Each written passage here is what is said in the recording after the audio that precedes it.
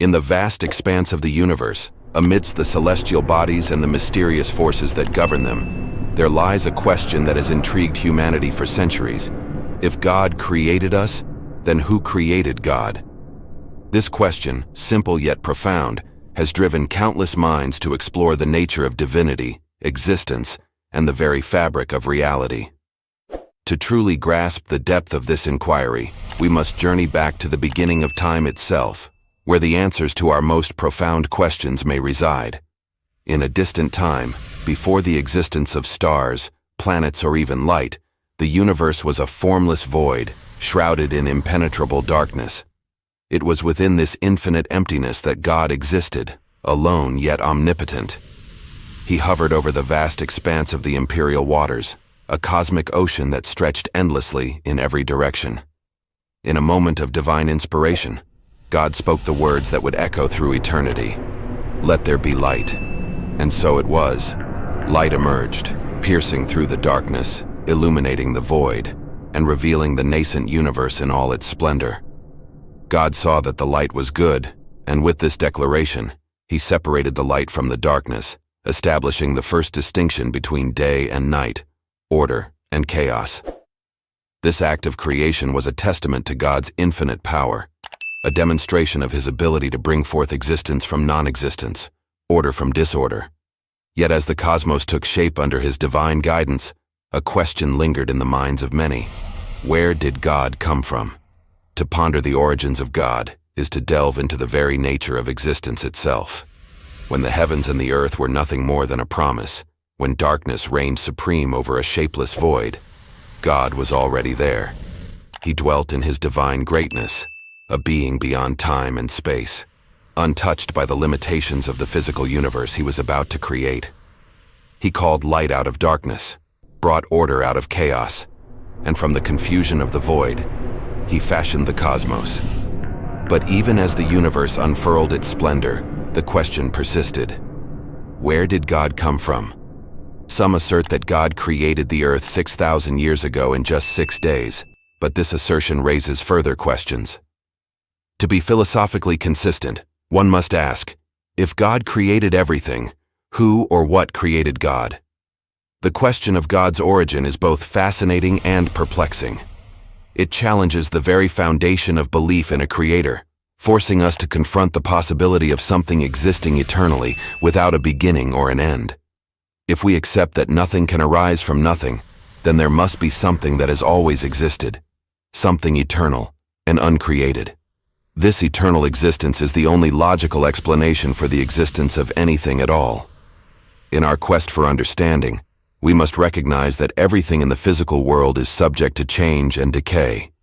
The universe, as we know it, is not a viable candidate for something that has existed eternally. The second law of thermodynamics teaches us that energy depletes over time, stars lose their brilliance, and the expansion of the universe accelerates, pushing the boundaries of our comprehension. All of this leads us to conclude that the physical world, in its current state, is not eternal, the primordial cause. If the universe is not eternal, then whatever has existed eternally must be entirely different from what we see today. The primordial cause, the source of everything, must be something beyond our current understanding.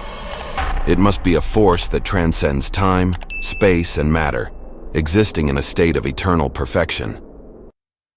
This brings us to a crucial point. The idea of something existing eternally is challenging, but it is the key to understanding the enigma of creation. Everything we perceive as contingent reality, things that could be otherwise, are fleeting manifestations of something deeper. Even seemingly solid objects, like the chair in front of you, were once merely possibilities on the brink of non-being. They are not permanent.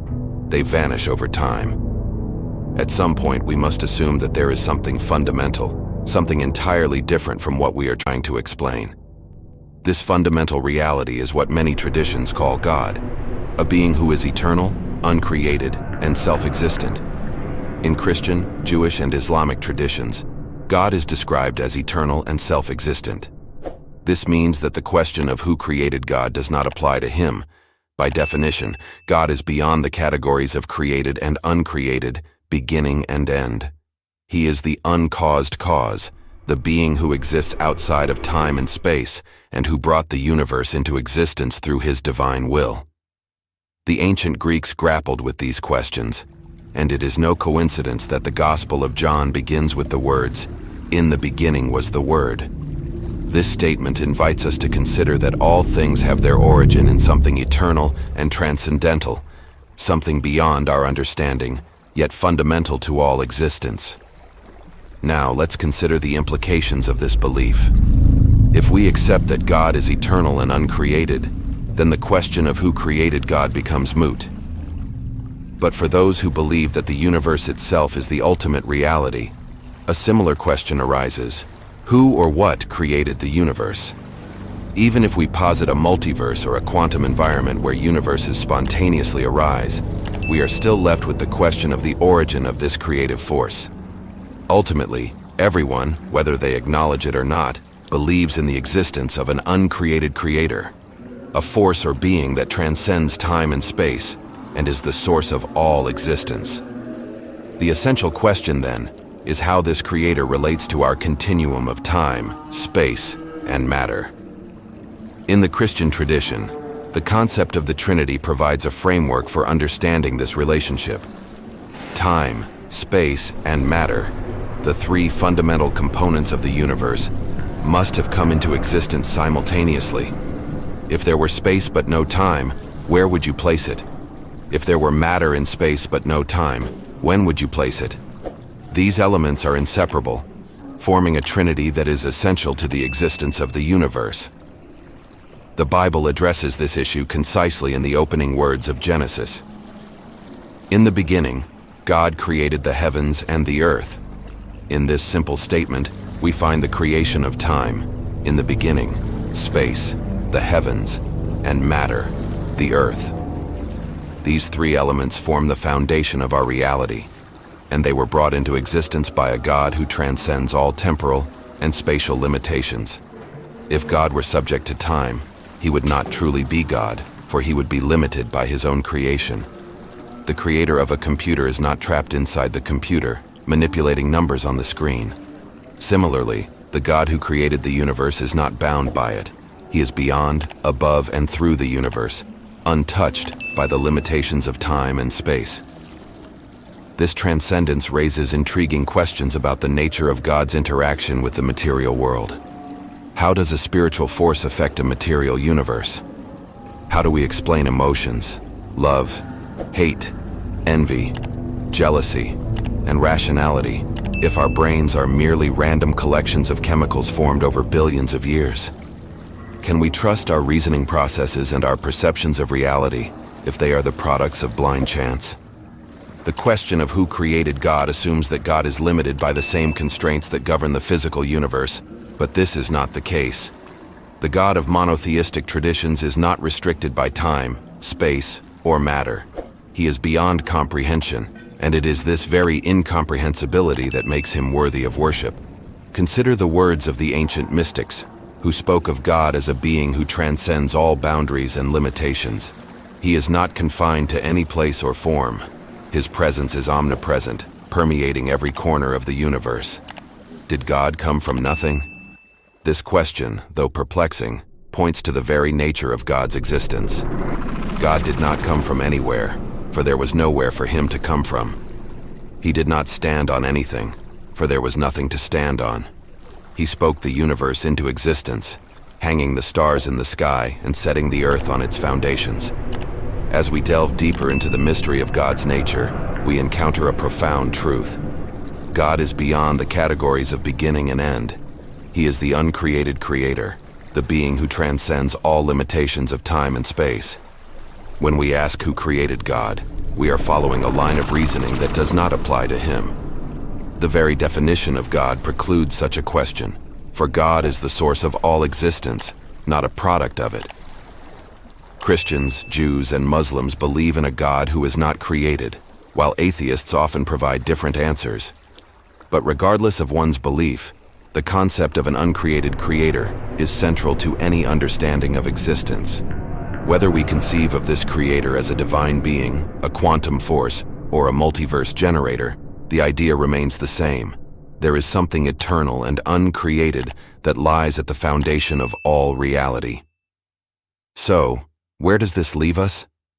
The question of who created God, though intriguing, ultimately leads us to a deeper understanding of the nature of existence. We all, in some way, believe in an uncreated creator, a force or being that transcends time, space, and matter. The real question, then, is how this creator relates to the universe and to us as individuals. As we explore this relationship, we encounter the concept of the Trinity, a framework that helps us understand how time, space, and matter coexist and interact. This trinity of creation points to a deeper truth. The God who created the universe is not bound by it. He is beyond, above, and through all things, existing in a state of eternal perfection. In the end, the question of who created God is a paradox, a riddle that challenges our understanding of existence and pushes us to the limits of human comprehension. But it is also a question that invites us to explore the nature of reality, to seek out the truth, and to find meaning in the mysteries of the universe.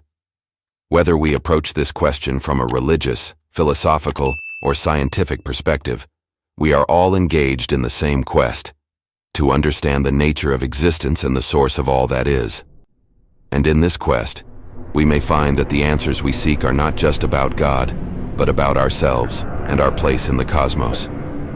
As we contemplate the origins of God and the nature of creation, we are reminded of the limits of human understanding. The idea of an uncreated creator, a God beyond time, space, and matter, challenges our perceptions, but also invites us to embrace the mystery of existence. The search for truth is a journey that transcends the boundaries of religion, philosophy, and science. It is a personal and spiritual quest that leads us to explore the deepest questions of our existence and to find meaning in the vast, unknowable expanse of the universe. In the end, the question of who created God may remain unanswered, but it is a question that drives us to seek out the truth, to expand our minds, and to appreciate the beauty and complexity of the world around us. It is a question that inspires us to explore the infinite possibilities of existence and to find our own place in the grand tapestry of the cosmos.